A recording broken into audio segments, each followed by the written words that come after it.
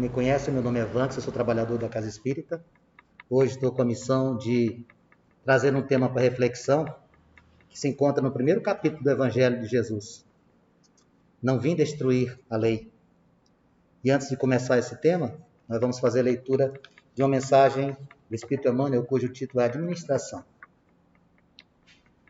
Na essência, cada homem é servidor pelo trabalho que realiza na obra do Supremo, e simultaneamente é administrador, porquanto cada criatura humana detém possibilidades enormes no plano em que moreja. Mordomo do mundo não é somente aquele que encanece os cabelos à frente dos interesses coletivos, nas empresas públicas ou particulares, combatendo tricas mil, a fim de cumprir a missão a que se dedica. Cada inteligência da terra dará conta dos recursos que lhe foram confiados. A fortuna e a autoridade não são valores únicos de que devemos dar conta hoje e amanhã. O corpo é um templo sagrado, a saúde física é um tesouro, a oportunidade de trabalhar é uma bênção, a possibilidade de servir é um obséquio divino, o ensejo de aprender é uma porta libertadora, o tempo é um patrimônio inestimável e o lar é uma dádiva do céu. O amigo é um benfeitor, a experiência benéfica é uma grande conquista, a ocasião de viver em harmonia com o Senhor, com os semelhantes e com a natureza é uma glória comum a todos. A hora de ajudar os menos favorecidos, de recurso ao entendimento, é valiosa. O chão para semear, a ignorância para ser instruída e a dor para ser consolada são apelos que o céu envia sem palavras ao mundo inteiro. Que fazes, portanto, dos talentos preciosos que repousam em teu coração, em tuas mãos e no teu caminho? Vela por tua própria tarefa no bem, diante do Eterno, porque chegará o momento em que o poder do divino te pedirá: dá conta de tua administração. Vamos orar? Senhor Deus, Mestre Jesus, bons espíritos que norteiam os trabalhos de nossa casa, alegria muito grande estarmos novamente reunidos nesta casa, Pai, de forma presencial, colocando em prática todos os aspectos de segurança na parte de vigilância sanitária, tendo a certeza de que os bons espíritos estão nos protegendo e, principalmente, tendo a oportunidade de fortalecer o nosso espírito, engrandecer a nossa condição de membros do movimento espírita, de pronunciar o teu evangelho aos quatro cantos, de ser multiplicador da tua palavra, de ser testemunha da tua existência e da tua influência diretamente em todos os nossos passos. Somos imperfeitos, porém, temos uma grande vantagem. Estamos procurando nos melhorar. Estamos procurando retificar nossas ações inadequadas, procurando ratificar os nossos valores morais. E é por isso que estamos aqui, mestre, mais uma vez, para falar do teu evangelho e para buscar o consolo, para buscar o alívio, para buscar o conforto, conforme o nosso merecimento. Esteja conosco, Pai amado, hoje e sempre, e que assim seja. Falar do tema Não vim destruir a lei é iniciar o nosso Evangelho de Jesus. É iniciar o nosso manual de boa conduta. O Evangelho segundo o Espiritismo tem essa abordagem inicial. Eu não vim destruir a lei. Essa frase tão curta e tão profunda traz para a gente alguns aspectos que nós iremos trazer, tanto do aspecto teológico como do aspecto histórico. Trazer que os ensinos de Jesus jamais contrariaram as leis divinas. Entendermos que a presença de Jesus há 2000 anos atrás, dentro de um contexto onde existia uma situação que a religião era encarada de uma determinada forma e que Jesus veio trazer uma nova forma, uma nova abordagem, uma nova visão. E nós começaremos a fazer a nossa reflexão citando no Evangelho uma passagem de Mateus que diz assim: Não pensei que eu venha destruir a lei ou os profetas? Não os vim destruir, mas cumpri-los, porquanto em verdade vos digo que o céu e a terra não passarão sem que tudo o que se acha na lei esteja perfeitamente cumprido, enquanto reste um único J em um único ponto.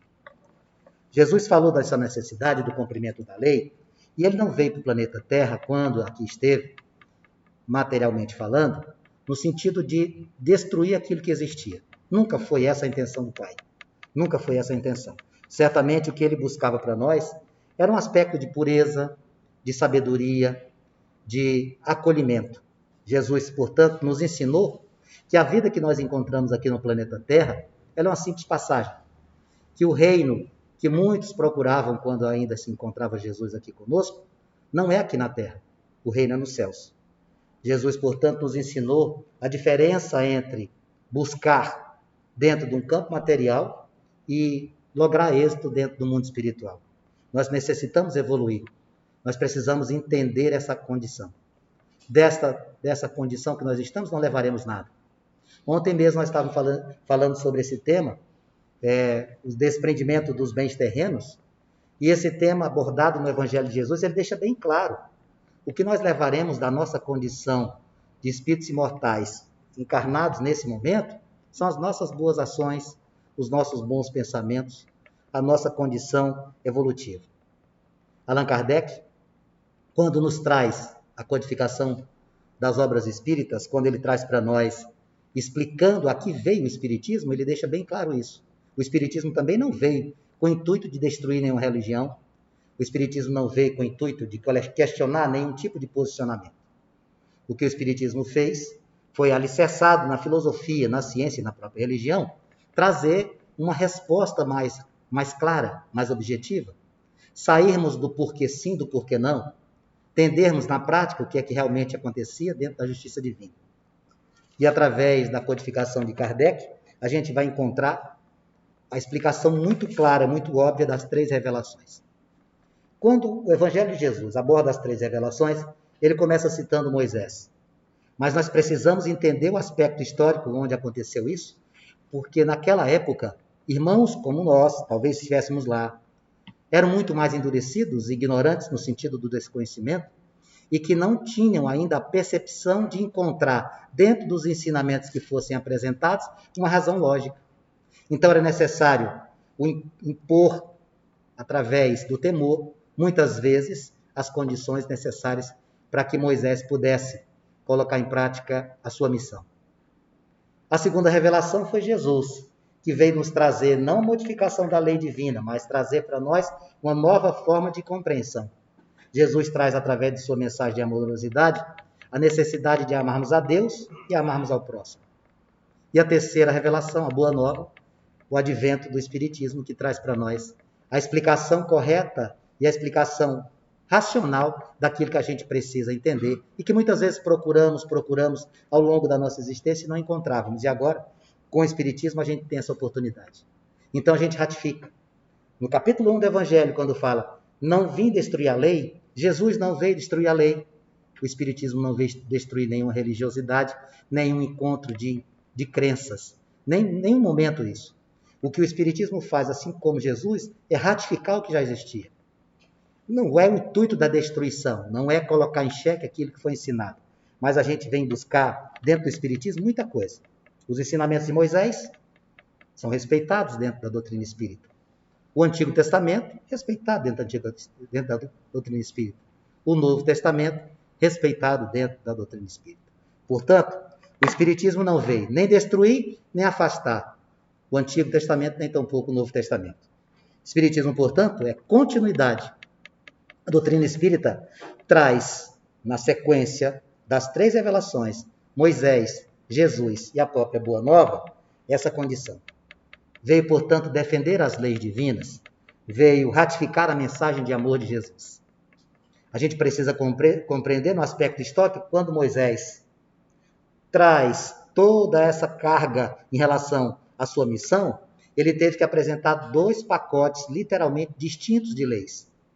As leis divinas, nós conhecemos com tanta ênfase que são os 10 mandamentos, e as leis civis obrigatórias, porque ele tinha necessidade de tentar conseguir manter aquele grupo de pessoas que precisavam de um freio, de uma orientação, de um norte. E a missão de Moisés foi muito difícil. Lendo toda a história que envolve essa passagem da primeira revelação, vamos entender a dificuldade que Moisés passou.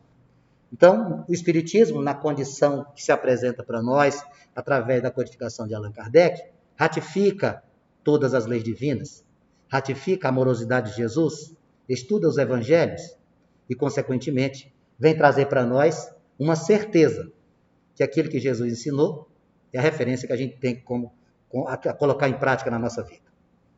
E o que é que muda, então, quando a gente fala do Espiritismo, quando a gente fala da igreja A, igreja B, quando a gente fala da religião A, a doutrina B? O que é que muda? O que muda, meus irmãos, são as formas de compreensão das leis de Deus. As formas de compreensão. Ao evoluirmos, a gente compreende as leis divinas com mais clareza.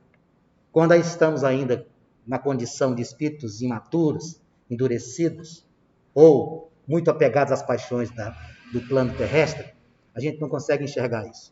A gente tem muita dificuldade de discernir o que é certo e errado.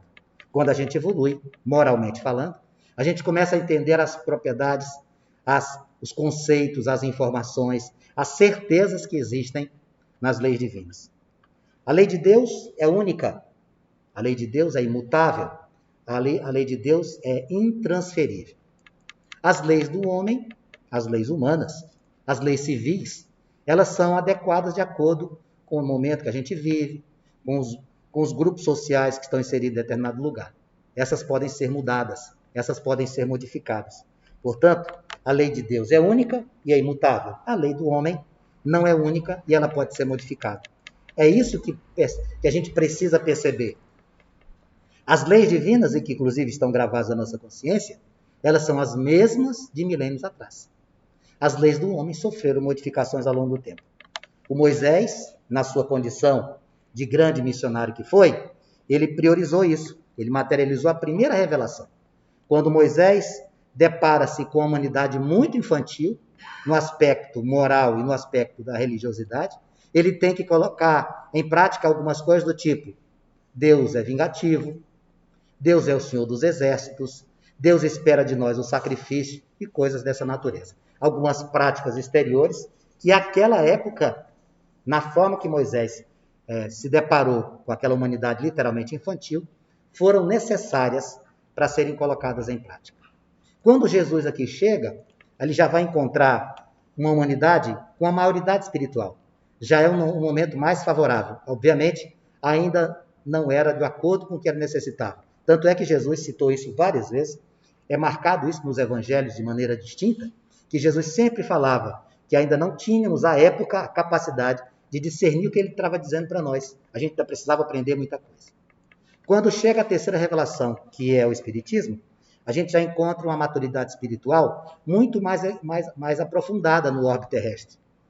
Naquele momento que Kardec faz a codificação na França, se a gente analisar o histórico, a França, na época, era o ponto principal de toda a arte da cultura e da ciência da humanidade naquela época. Os grandes filósofos estavam na França, os grandes pensadores, os grandes cientistas, os grandes pintores, os grandes escritores, os grandes filósofos, e não estavam lá por acaso. Não estavam lá por acaso. Coincidentemente, uma situação favorável foi criada. Certamente, a interferência direta da espiritualidade maior contou nesse aspecto, para que a doutrina espírita pudesse chegar e se apresentar como um instrumento de ligação direta, sem dogmas, sem imposições, sem hierarquia. O Espiritismo não tem hierarquia. Todos nós aqui temos a mesma condição moral e evolutiva. Aqui não tem ninguém melhor do que ninguém. Aqui não tem ninguém numa graduação maior do que ninguém. Estamos na mesma jornada. E se estamos reunidos nesta casa espírita hoje, 11 de outubro, 8 horas e 15 minutos, é porque nós estamos com os mesmos propósitos. Queremos modificar-nos. Queremos nos melhorar. Queremos acerenar os nossos corações. Queremos compartilhar. Queremos aprender a nos doar, que é a grande sacada para a gente poder ser feliz nessa vida. Tudo que a gente imagina, tudo que a gente percebe é uma continuidade. Moisés, Jesus, a doutrina espírita, a nossa condição como espíritos imortais, tudo é uma continuidade. Tudo tem a mão do Criador através de um planejamento perfeito. Então, tudo que se coloca em prática tem a mão de Deus no planejamento perfeito. E muito interessante que quando a gente está lendo o Evangelho e busca algumas informações a respeito desse tema, encontra algumas colocações muito interessantes do tipo: o homem, por natureza, não é um indivíduo que planeja muito. Muitas vezes nós agimos pela emoção, pelo instinto. Muitas vezes nós não temos o lado do planejamento. Se a gente olhar para a natureza de maneira geral, os seres que nós conhecemos, né, quer sejam racionais ou irracionais, no caso dos animais irracionais, a gente percebe que eles têm um planejamento no que fazem. As abelhas, as formigas, os animais de uma maneira geral. Nós não somos muito de planejar. Muitas vezes a gente, por exemplo, inventa de mexer na nossa casa. Eu não sei na casa de vocês, mas a gente inventa de mexer na casa, aí faz um quarto aqui, daqui a uns 2 anos resolve já fazer do outro lugar, já puxa, faz um puxado aqui, outro ali. Na administração pública é a mesma coisa. Vamos pegar a maioria dos municípios brasileiros. Mais de 5.500 municípios brasileiros. Se a gente pegar esses municípios, normalmente se faz o asfalto. Aí depois de alguns anos, vamos quebrar o asfalto para fazer a rede de esgoto. É uma coisa maluca, né? É uma falta de planejamento. E é muito comum isso da nossa parte. Então, a nossa condição de não planejar nos permite muitas vezes sair do foco, sair da trilha. Só que Deus não fez nada sem planejamento. Ele sabe a nossa condição de imperfeição moral, ele sabe a nossa tentativa de nos melhorar, ele conhece cada um dos nossos pensamentos.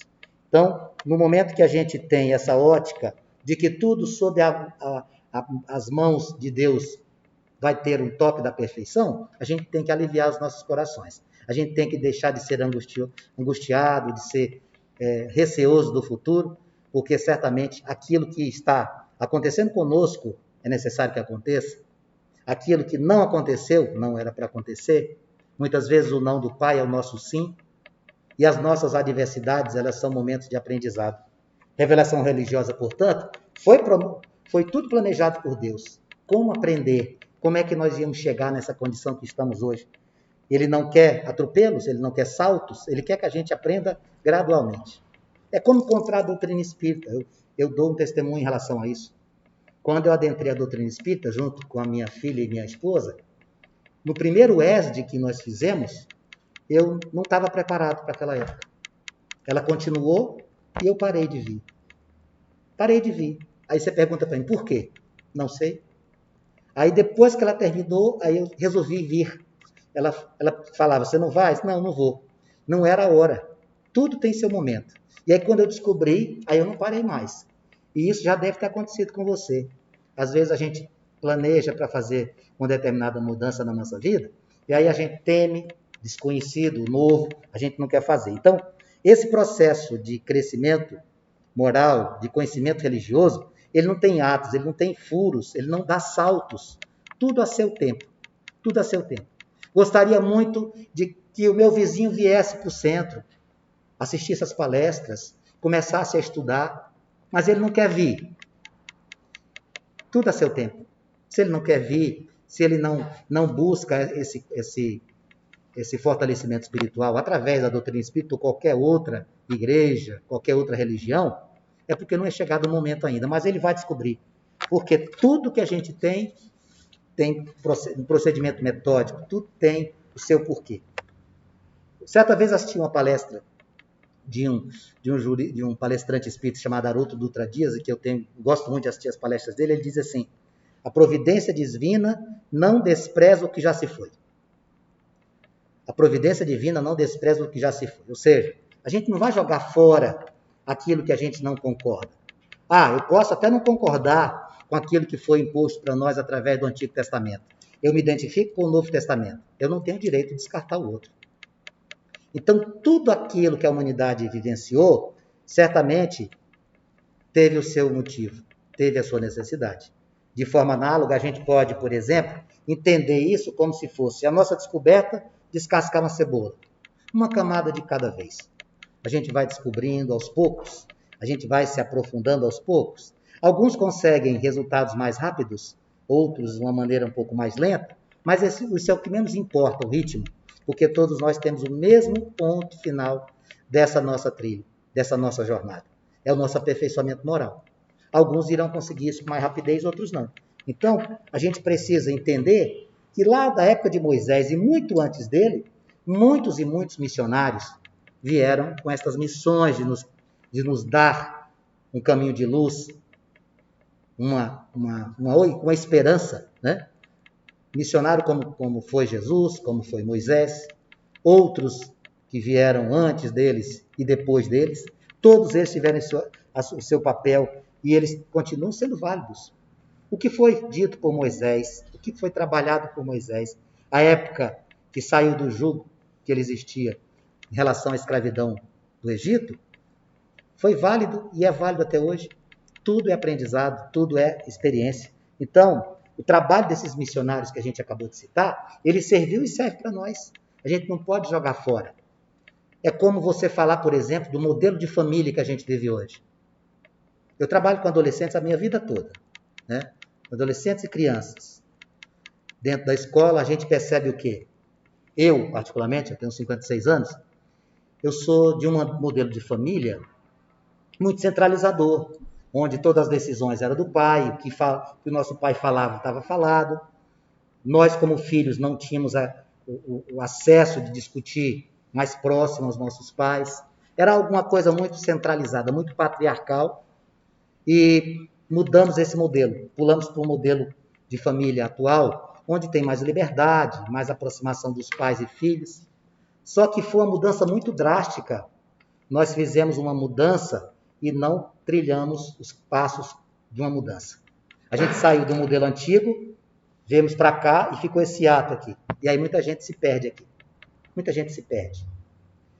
Muitas explicações para conflitos familiares são encontradas nesse ato. Um exemplo clássico. Uma criança que vê na mãe uma amiga. A mãe é a maior amiga de qualquer criança. Mas na formação dessa criança, ela não pode vê-la como uma amiga. Ela tem que vê-la como mãe. Porque senão ela não vai conseguir diferenciar as amiguinhas que ela tem. Aí daqui a pouco, ela adolescente vai esquecer disso. Aliás, nem ter aprendido. Então são algumas situações que a gente não pode deixar em branco. A gente não pode imaginar que as modificações que ocorreram dentro do nosso conhecimento moral, ético e religioso, a gente não pode deixar para trás. Tudo tem um motivo, tudo tem o seu porquê e a sua importância. Então, o que é que a gente precisa fazer? Pegar a lição de Jesus, esse grande missionário, esse nosso irmão, modelo e guia, e colocar como alicerce da nossa existência. Se a gente conseguir fazer isso, a gente vai lembrar que Jesus é a mais pura expressão das leis de Deus. O maior dos modelos que nós poderíamos ter recebido.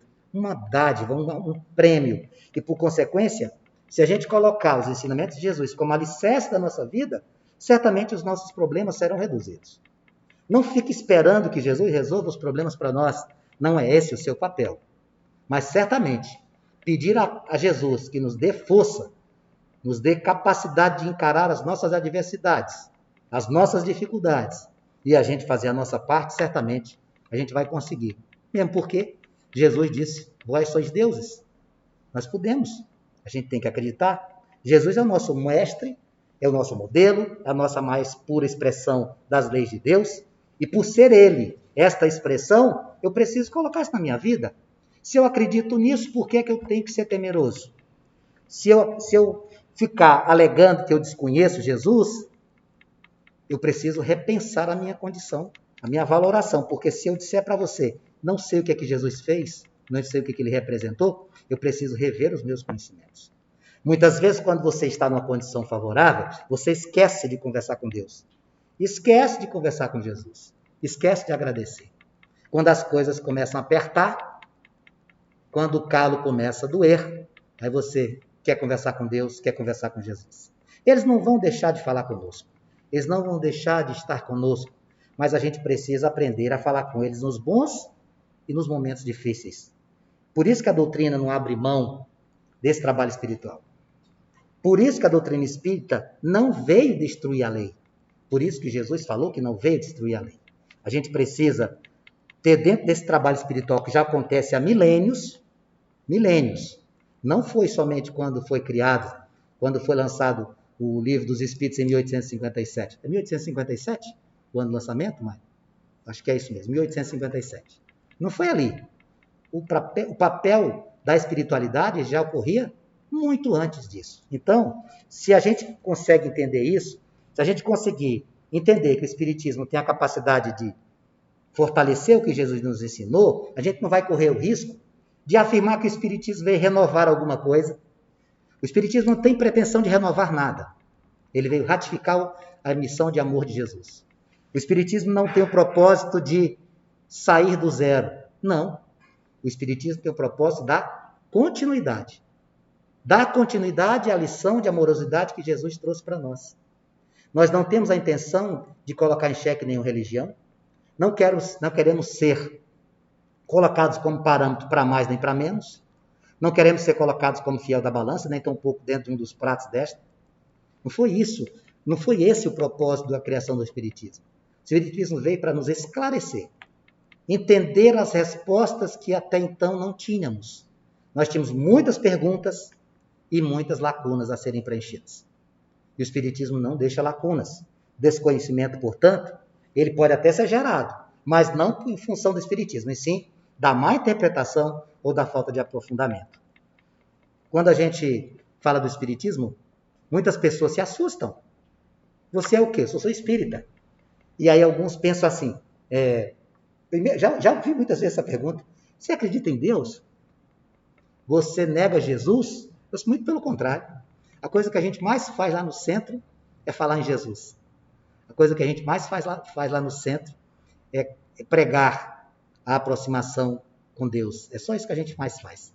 Você tem os evangelhos lá na sua Bíblia? Tem. Então, nós seguimos os mesmos evangelhos. Estudamos os mesmos evangelhos. Então, pare de temer. Por que é que você teme o Espiritismo? Porque você desconhece. Porque você desconhece.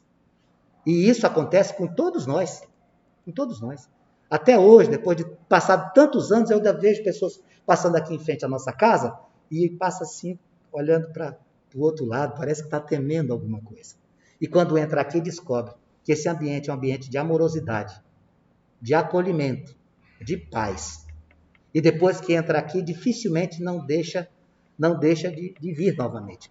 Habitua-se, começa a se fortalecer, a se esclarecer.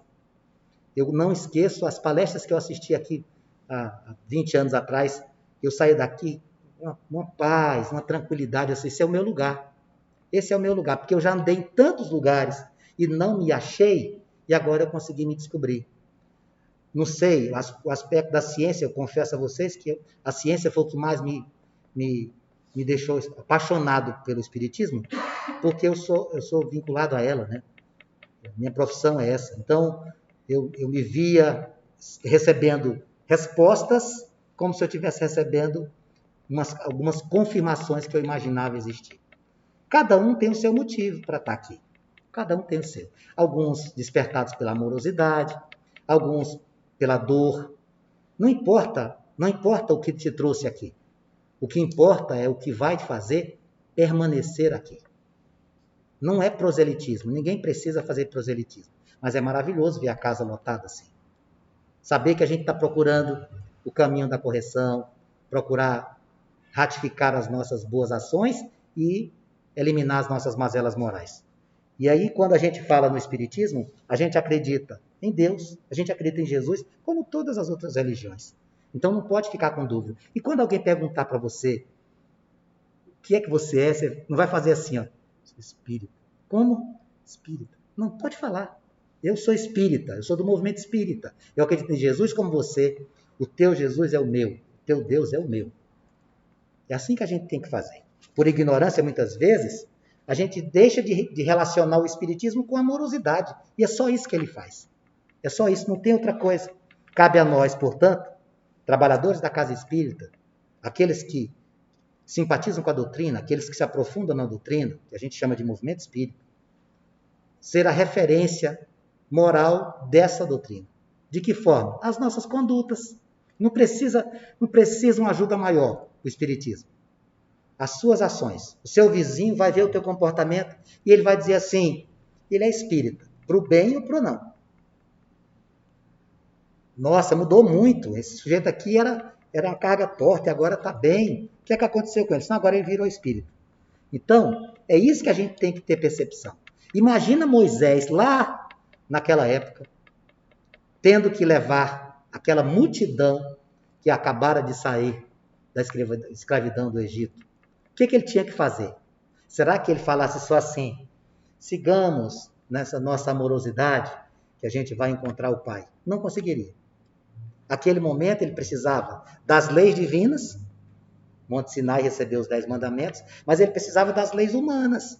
Ele precisava impor para aquela multidão, tipo, cuidado, Deus, Senhor dos Exércitos, vingativo, se você fizer errado, ele vai te pegar. Era necessário naquele momento. Não é que ele tenha mentido, mas ele precisava de um argumento, senão ele não dava conta. Ele não dava conta. Por quê? Porque nós éramos, e quando eu falo nós éramos, talvez nós estivéssemos lá, espíritos endurecidos, que só conseguimos sair dessa condição infantil de espiritualidade quando Jesus chegou aqui, depois de muito tempo. Então, a lei de Deus, que foi apresentada por Moisés, imutável. Mas as leis humanas, também apresentadas por ele, leis obrigatórias, elas eram modificadas de acordo com a necessidade, de acordo com o tempo. E nós fomos moldando o nosso caráter dentro da moralidade ou ausência dessa moralidade que é tão importante. Se a lei dos homens modifica à medida que a gente vai buscando novos lugares, a lei divina não modifica. Por isso que Jesus fala, eu não vim destruir a lei. Eu não posso mexer com as leis divinas, mesmo porque eu não conseguiria. Nem Jesus conseguiria modificá-las. E elas estão literalmente gravadas na nossa consciência. Então, para que Moisés conseguisse dominar aquele povo sedento porque estavam saindo de uma situação de escravidão, do jugo do Egito, querendo encontrar a tal da terra prometida, e aquela caminhada que durou anos e anos e anos, Moisés precisava, porque era um povo indisciplinado, era um povo difícil. Então, não havia outra maneira de combater aquelas, vamos dizer assim, condutas inadequadas naquele momento. O Evangelho traz para a gente uma passagem que ele diz assim, ó, a autoridade do homem precisa apoiar-se na autoridade de Deus, mas só a ideia de um Deus terrível podia impressionar criaturas ignorantes, nas quais ainda pouco desenvolvido se encontrava o senso moral e o sentimento de uma justiça reta. Por isso o rigor tão grande do Antigo Testamento, né? Por isso que Moisés chega só, se você não fizer isso, vai acontecer isso, isso, isso. Aquele Deus que Moisés apresenta, com aspectos de Senhor dos Exércitos, um pai vingativo, naquele momento era necessário. E o que é que Jesus fez quando chegou? Destruiu as leis divinas? Não. Jesus ratificou as leis divinas. Porém, em relação àquelas práticas exteriores que a gente via à época de Moisés, Jesus as modificou. Modificou a forma, modificou a compreensão. Por quê? Porque ele passou a dizer o quê? Todas as leis do meu Pai podem ser resumidas em duas coisas. Amar a Deus sobre todas as coisas e amar ao próximo como a ti mesmo. Trouxe essa lição para nós. Então ele sai daquela condição que Moisés teve que colocar em prática e trouxe para nós a eliminação dos abusos e preconceitos, a retirada de práticas exteriores, e isso custou muito caro. Jesus foi perseguido por causa disso. Então, quando a gente tem essa percepção em relação às leis de Moisés, eram necessárias. A segunda revelação, o comportamento de Jesus ainda não foi aquilo que eu gostaria de colocar em vigência, porque nós não estávamos preparados para isso. Jesus modificou as leis humanas na sua forma e na sua substância. As leis divinas permaneceram intactas. E Jesus falou isso. As leis divinas permanecerão intactas. O que eu vou combater são as práticas exteriores inadequadas, as falsas interpretações da lei divina. Isso Jesus fez com galardia. Por isso que ele diz, olha, os mandamentos aqui, vamos pegar esses dois e traduzir tudo aquilo que o Pai espera de nós. Jesus apresenta-nos um caminho de amorosidade, de acolhimento, de fraternidade, de respeito, de amparo aos enfermos. Né? Ele se aproximou do lazarento, ele se aproximou do mendigo, ele se aproximou da prostituta, ele se aproximou do louco. E dizia sempre em alto e bom som, quem precisa de médicos são os enfermos. Ele procurava ajudar aqueles que mais necessitavam. E é isso que a gente precisa lembrar. Veio cumprir uma missão de amor, veio cumprir as práticas das leis divinas, e sempre, sempre, espíritos como Jesus, espíritos de luz como Jesus, vieram à Terra com essa finalidade. O objetivo de despertar na humanidade algo mais. Espíritos como Gandhi, Madre Teresa, Chico Xavier, esses espíritos que trouxeram para nós tanta certeza da existência de um plano espiritual que nos aguarda. Se hoje muitos de nós têm dificuldade de compreender as leis de Deus, é porque ainda estamos muito apegados à matéria, muito apegados às paixões da matéria, muito apegados ao ter em detrimento do ser. A grandeza da missão de Jesus é essa. Enxerga o outro como teu irmão. Enxerga o outro como a oportunidade de você aprender a se doar. Jesus falou o tempo inteiro, cumpra as leis divinas. Não esqueça que é esse o caminho. Esse é o caminho do reino dos céus. Ir ao reino dos céus é uma caminhada que não dá saltos. Ela é planejada pela espiritualidade. A gente precisa fazer a nossa parte. A verdadeira vida não é aquela que muitos na época de Jesus esperavam que o reino seria aqui na terra. Não, o reino é nos céus. E quando se fala no reino dos céus, é uma metáfora para dizer o quê? A parte espiritual que nos espera. A lei da destruição na terra existe, ela é necessária, sempre foi, para que a gente possa evoluir. Verdadeira vida, portanto, meus amigos, é o reino de Deus. A pátria espiritual é a nossa verdadeira casa. Vamos, eu estou muito triste. Nesse período pandêmico, perdi um ente querido. Eu também perdi. Eu perdi minha mãe, vítima do Covid. E eu não fiquei mais triste do que eu poderia ficar, porque eu tenho absoluta convicção de que ela está no plano espiritual. Ela voltou para casa. E se eu for merecedor, quem sabe, um dia posso revê-la, posso abraçá-la de novo. Agora eu fico imaginando, quem não tem essa sustentação, quem não tem esse suporte, vai sofrer muito. Vai ficar reclamando de Deus, vai ficar questionando os desígnios do Pai. A vontade do Pai, ela sempre vai ser preponderante, mesmo que aquilo nos aflija, nos cause dor. A vontade do Pai. Ele chama o seu filho de volta para casa. Alguns mais cedo, outros mais tarde. Então, a gente precisa entender isso para quê? Porque a verdadeira missão de cada um de nós aqui na Terra é ser doador. Precisamos aprender a nos doar. Doutrina Espírita é a boa nova, é a terceira revelação. Que bênção ter a oportunidade de estar aqui, conhecendo a doutrina espírita, se aprofundando nos ensinamentos de Jesus, de uma forma racional.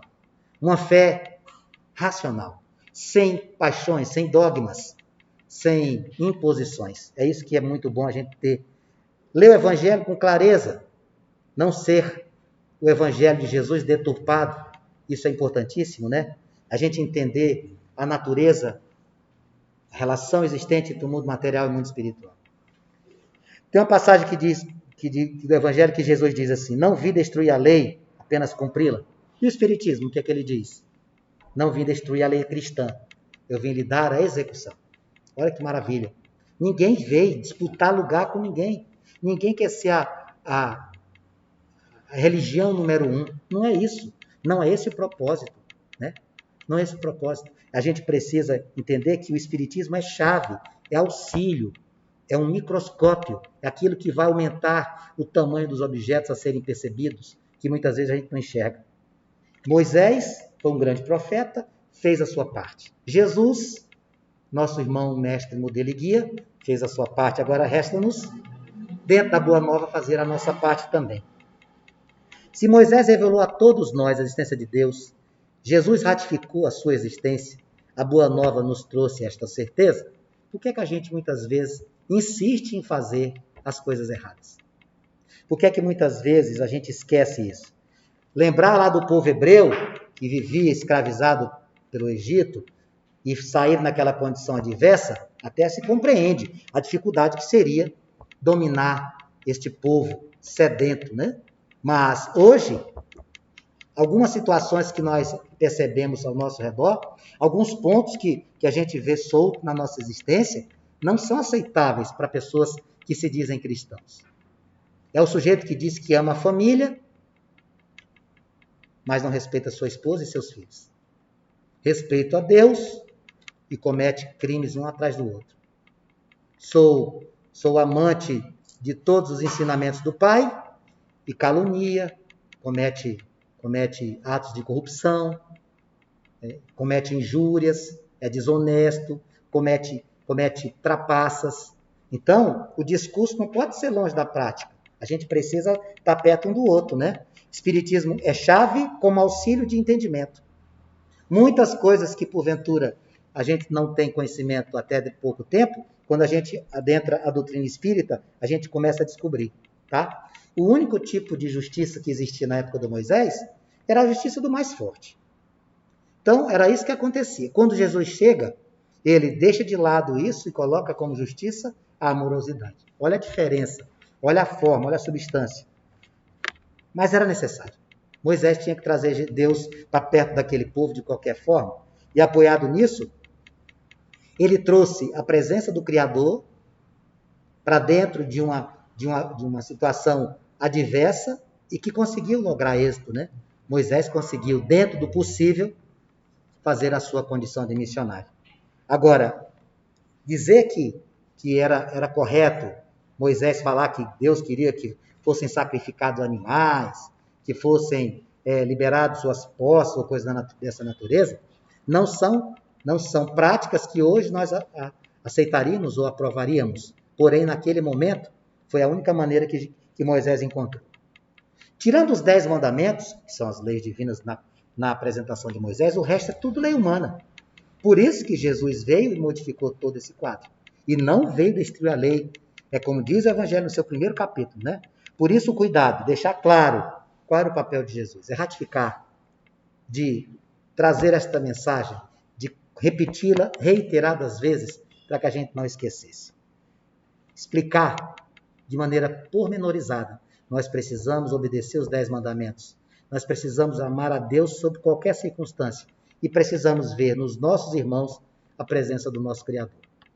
Aquilo que muitas vezes a gente vê como uma situação simples, para muitos ainda continua sendo muito complexo. Acrescentar para nós que existe uma vida futura, quantos nós conhecemos que não acreditam nessa nossa condição de espíritos? Muitas vezes eu sou questionado. O sujeito fala assim, quer dizer então, Vante, se você acredita que existirão outras vidas? Certamente. Piamente. Eu não acredito, acho que quando a gente morrer acabou tudo. Aí eu sempre falo a mesma coisa. Você acredita em Deus? Acredito. Em Jesus? Também. Você acredita que Deus é justo? Sim. Soberano nas suas decisões? Sim. Se ele é justo e soberano, por que ele nos dá uma única vida?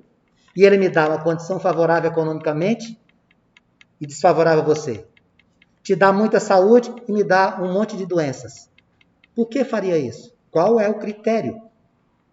Por que é que nesse momento nenhum de nós aqui está faminto, enquanto irmãos nossos não têm o que comer? Isso não seria justiça? Existe um porquê. E tudo se explica com a reencarnação, tudo se explica com a oportunidade de viver muitas vidas. Mas não acredito em você. Não posso fazer nada. Ninguém vai impor. O conhecimento ele não pode ser imposto. Ele tem que ser conquistado. A fé não parte de fora para dentro. A nossa fé sai de dentro para fora. Então, essas situações são de cunho íntimo. Cada um vai ter que se aprimorar. Cada um vai ter que dar os seus próprios passos. Então, quando a gente entende isso, e Deus nos manda um irmão maravilhoso como Jesus para cuidar das suas leis e ratificar aquilo que a gente precisava, nós somos felizados. Tivemos essa oportunidade. Para muitos, essa oportunidade foi desperdiçada. Mas aí o que é que vai acontecer? Terão novas oportunidades. Jesus veio mostrar para nós um Deus misericordioso, justo, digno. E aí, muitas formas de exteriorizar a crença foram de água abaixo. Por isso que Jesus incomodou tanto. Ele tomou da antiga lei aquilo que era lei divina. E aquilo que não era lei divina, Jesus mostrou por A mais B que não eram necessárias aquelas posturas. Quando Jesus fala para nós, o reino não é deste mundo, ele está deixando bem claro o quê? Que a nossa passagem na Terra é curtíssima. Nós iremos ter oportunidades de nos encontrar em outros momentos. E não dá salto. A nossa evolução moral não dá salto. André Luiz, no livro Evolução em Dois Mundos, ele alerta isso. Tem um livro Evolução em Dois Mundos, uma sugestão de leitura aqui para você. André Luiz fala assim, Moisés instalar o princípio da justiça, coordenando a vida e influenciando-a de dentro para fora. Jesus inaugurou na Terra o princípio do amor, a exteriorizar-se do coração de dentro para fora. Jesus traçou a rota para encontrarmos Deus. Na prática, Jesus modificou o entendimento das leis humanas introduzidas por Moisés. Então, se a gente consegue encontrar isso até nos evangelhos, quando a gente lê, quando eu fizer essa leitura aqui, todo mundo vai lembrar. Essa passagem do evangelho é clássica. Diz assim, ó: amarás o Senhor teu Deus com todo o teu coração, com toda a tua alma e com toda a tua mente. Este é o primeiro e grande mandamento. O segundo, semelhante a este: amarás o teu próximo como a ti mesmo. Então, nestas duas afirmações, Jesus resume toda a ópera. Toda. Está aqui, meu filho, ó, você tem que vir por aqui. Jesus é a segunda revelação. A ratificação das leis divinas. A oportunidade ímpar foi dada a todos nós. Siga esse caminho. Você quer um exemplo? Está aqui ele. Você quer uma trilha? Aqui está. Você quer uma luz para iluminar o teu caminho trevoso? Está aqui, Jesus. E por que a gente muitas vezes esquece dele? Porque nós ainda somos muito endurecidos. No livro O Consolador, existe uma passagem que fala assim: se vocês me amam, olha o que Jesus fala: se vocês me amam, guardem os mandamentos. E eu rogarei ao Pai, e ele vos dará outro Consolador para estar com vocês para sempre. O Espírito da verdade, que o mundo não pode receber, porque não o vê. Nem o conhece, mas vós o conheceis, porque ele habita em vocês e estará convosco. Chegado em 1857, através da publicação do Livro dos Espíritos. É o momento que a terceira revelação chega. É um instrumento que Jesus anunciou e que veio lá na França. Conforme que eu tinha falado aqui historicamente, a reunião de grandes pensadores, cientistas, filósofos, artistas de uma maneira geral, médicos, enfim, aqueles que poderiam tirar o véu de certos mistérios que trouxeram para nós. No princípio, a mediunidade, o espiritismo, era alvo de sensacionalismo, de espetáculos, né? Quando, na verdade, quando o tempo passou, se mostrou que o espiritismo vai ser alicerçado na filosofia, na ciência e na religião. Através da ciência, a gente não aceita mais afirmações absurdas. Eu me reservo o direito de não falar algumas aqui, mas é assustador o que a gente tem ouvido ultimamente, contrariando a ciência. O Espiritismo, portanto, revive as lições evangélicas de Jesus. Ele só quer fazer isso. E ele espera que nós sejamos instrumentos multiplicadores disso. Existe uma passagem que eu trouxe aqui do Emmanuel, que é um espírito que Chico escrevia e psicografava suas mensagens. Cada espírita tem uma preferência. Isso aí não tem como você esconder. Alguns amam ler Joana de Ângeles, outros amam André Luiz. Eu, particularmente, eu sou fã incondicional dos textos do Emmanuel. Eu sempre procuro e sempre encontro nos textos do Emmanuel aquilo que eu preciso para entender alguma coisa que me deixa dúvida. E ele escreve assim, com relação a Jesus e a Kardec. Ele fala assim, ó: Jesus é o mestre, Allan Kardec, o nosso codificador, é o professor. Jesus é a porta, Kardec é a chave. Muita gente pensa assim, foi Kardec que criou o Espiritismo? Já perguntaram isso para você? Muitas vezes já me perguntaram isso. Kardec não criou o Espiritismo. Kardec foi um instrumento utilizado pela sua capacidade metodológica para trazer para nós as mensagens do mundo espiritual. Ele não criou nada, ele foi um carteiro, como dizia o Chico, né? Ele escrevia, ele recebia as informações, ele fazia um compêndio daquilo que era importante, uma análise metodológica e científica para trazer para nós. Lá no dia 18 de abril de 1857, a primeira das obras básicas, o Livro dos Espíritos. Kardec, portanto, na visão do Emmanuel, é a chave. Por quê? Porque o trabalho do Kardec permitiu que nós abríssemos uma porta que nós desconhecíamos, nos aprofundarmos, né? O Espiritismo, portanto, não veio destruir a lei cristã, como muita gente pensa. O que o Espiritismo fez foi vir dar execução a estas leis. É isso que a gente precisa. O Espiritismo ratifica tudo que Jesus nos ensinou. E a doutrina vem cumprir o que o Cristo nos ensinou também. Preparar essa nossa condição para realizações futuras, para retornos futuros, para crescimento moral e espiritual. O Espiritismo, portanto, é o Consolador prometido que Jesus falou. É a terceira revelação. Nesse livro do Consolador, na questão número 353, tem uma abordagem que ratifica tudo que a gente está falando. Perguntado aos espíritos a seguinte abordagem: o Espiritismo veio ao mundo para substituir as outras crenças? A resposta: O Consolador, como Jesus, terá de afirmar igualmente: eu não vim destruir a lei. Portanto, o Espiritismo não precisa ninguém ficar preocupado. Nós não viemos exterminar nenhuma crença. Mesmo porque Jesus é um só, Deus é um só. Quando estamos aqui reunidos em nome de Jesus, e aquela igreja evangélica aqui do lado nosso está fazendo a mesma coisa, certamente estamos tendo o mesmo amparo por parte de Deus, por parte de Jesus. Ah, mas quem orienta determinada, não interessa quem orienta. Quem orienta errado está assumindo uma dívida. Está assumindo uma dívida. A gente tem que se pautar aqui. A missão do Consolador foi o quê? Tentar verificar se nós, como espíritos imortais, colocássemos em prática a verdade que Jesus nos trouxe. É essa a missão do Consolador. Finalmente, e não menos importante, eu vou trazer uma frase do livro do Consolador de novo, para fechar a nossa reflexão de hoje. Esclarecendo o erro religioso, onde quer que se encontre, e revelando a verdadeira luz, pelos atos e pelos ensinamentos, o espírita sincero, enriquecendo os valores da fé, representa o operário da regeneração do templo do Senhor, onde os homens se agrupam em vários departamentos, ante altares diversos, mas onde existe um só mestre, Jesus. Vamos orar?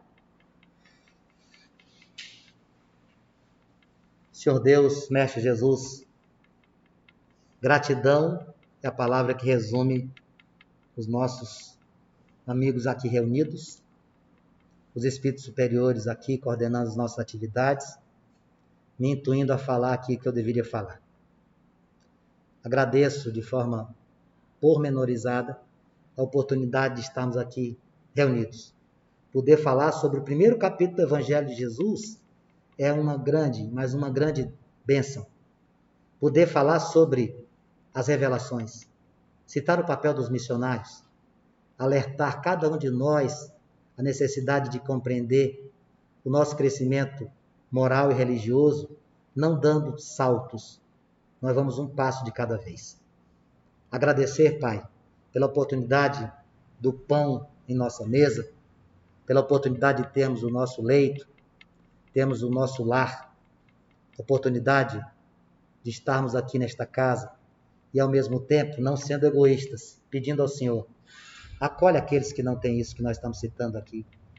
Acolhe o faminto, acolhe o desabrigado, acolhe aquele que é vítima das drogas, acolhe aquele que está no leito dos hospitais, acerena o coração dos familiares daqueles que estão sofrendo, acerena os corações daqueles que possuem provas de grande dificuldade.